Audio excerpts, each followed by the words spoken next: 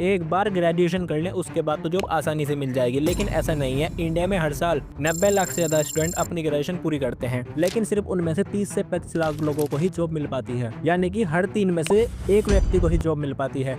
अब बाकी लोग या तो कम सैलरी पर कोई जॉब या कोई छोटा बिजनेस या फिर बेरोजगार रहते हैं। और ये नंबर सिर्फ गवर्नमेंट जॉब के नहीं बल्कि जॉब मार्केट के हैं। अब सोचो कंपटीशन कितना ज्यादा होगा। जून 2025 में एसएससी फेज 13 के लिए 2423 पोस्ट निकाली गई थी, जिसके लिए 29 लाख से भी ज्यादा लोगों ने अप्लाई किया था। भारत में बेरोजगारी इतनी तेजी से क्यों बढ़ रही है, इसके क्या कारण और निवारण है, आइए इस वीडियो में बात करते हैं। 2023 में इंडिया में ऑफिशियल बेरोजगारी दर 4.2% थी, जो अब 2025 में बढ़कर 5.6% हो चुकी है। अब ये तो सरकारी नंबर्स है, असल में ये नंबर्स और भी ज्यादा हैं, क्योंकि सरकार के लिए तो हफ्ते में 1 घंटा काम करने वाले व्यक्ति को भी एम्प्लॉयड मान लिया जाता है, लेकिन ये लोग भी ज्यादातर लो इनकम या फिर अनएम्प्लॉयमेंट के शिकार हैं। 15 से 29 साल के लोगों में बेरोजगारी का परसेंटेज सबसे ज्यादा 15.8% है। गांवों में यह परसेंटेज 13.7% और सिटीज में यह परसेंटेज 17.9% है। अपनी ग्रेजुएशन को पूरा कर चुके 20 से 24 साल की एज वाले लोगों में बेरोजगारी परसेंटेज सबसे ज्यादा 44.5% है, यानी कि हर 2 ग्रेजुएशन करने वाले व्यक्ति में से एक व्यक्ति बेरोजगार बैठा है। 2024 और 25 में 4 करोड़ 67 लाख नई नौकरियां पूरे देश में निकली थी। इसमें से ज्यादातर जॉब्स गाँव, खेती, मजदूरी या गीग जॉब जैसे डिलीवरी बॉय या कैब ड्राइवर की थी। मतलब इसमें फिक्स सैलरी या पीएफ जैसी फैसिलिटी हो, ऐसी जॉब्स तो केवल 1 करोड़ 29 लाख की थी। हर साल 1.2 करोड़ नए लोग जॉब मार्केट में आते हैं, जिसमें से कुछ लोग तो वो होते हैं जो पहले से जॉब ढूंढ रहे हैं। अब हर किसी को जॉब नहीं मिल पाती। अब जिनको जॉब नहीं मिल पाती वो क्या करते हैं, कुछ लोग खुद का रोजगार शुरू करते हैं, छोटी दुकान, चाय का ठेला, रिक्शा चलाना, खेत में काम करना। कुछ लोग डिलीवरी बॉय या कैब ड्राइवर जैसे गीग जॉब्स करते हैं। कुछ मजदूर या दिहाड़ी करते हैं। जिनके पास खुद ही खेत होते हैं वे अपने खेतों में वापस चले जाते हैं। अब इसमें सरकार की क्या गलती है? सरकार के पास बेरोजगारी के लिए कोई ठोस या लंबी नीति ही नहीं होती। हर साल लोगों की आबादी इतनी तेजी से बढ़ रही है, लेकिन सरकार के पास लंबे समय के लिए शायद कोई नीति ही नहीं है।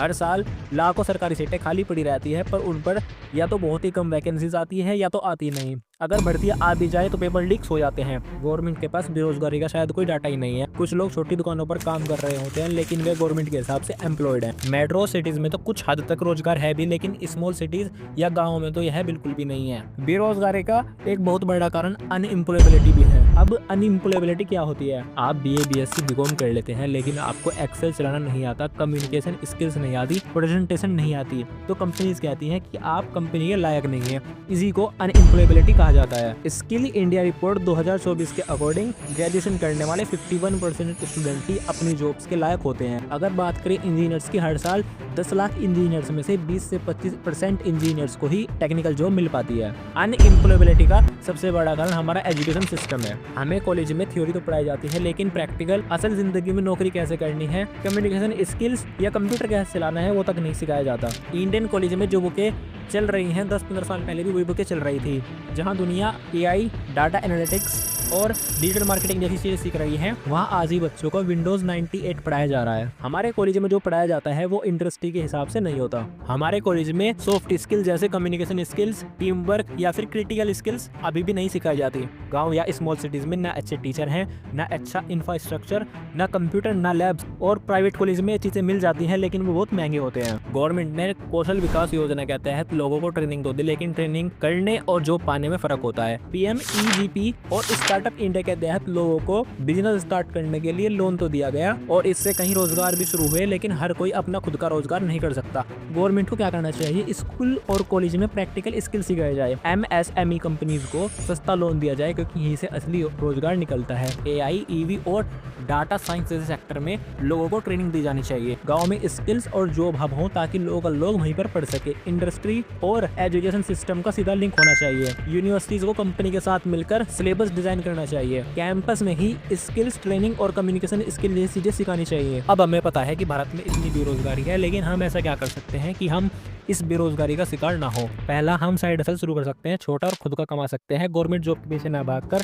हम कंटेंट क्रिएशन, फ्रीलांसिंग या ट्यूशन स्टार्ट कर सकते हैं। दूसरा, इंटर्नशिप या प्रैक्टिकल एक्सपीरियंस ले सकते हैं। तीसरा, अपनी सॉफ्ट स्किल या कम्युनिकेशन स्किल या कंप्यूटर नॉलेज को अच्छा कर सकते हैं। गवर्नमेंट स्कीम या कोर्स का फायदा उठा सकते हैं। इसके बारे में लोगों में अवेयरनेस नहीं है, जैसे प्रधानमंत्री कौशल विकास योजना, digital India, skill India, Agniveer या स्टार्टअप इंडिया जैसी स्कीम्स का हम फायदा उठा सकते हैं। हम ChatGPT, Canva, Google skill India जैसी नई चीजें सीख सकते हैं। हमें जॉब मार्केट और कंपनीज की जरूरतों को समझना होगा। हम पुराने कोर्स BA BSc BCom ना करके नए और स्किल वाले कोर्स कर सकते हैं। आज की वीडियो में इतना ही। आपको ये वीडियो कैसी लगी है? अगर थोड़ी सी भी इन्फॉर्मेटिव लगी हो तो चैनल को सब्सक्राइब और वीडियो को लाइक कर देना। धन्यवाद।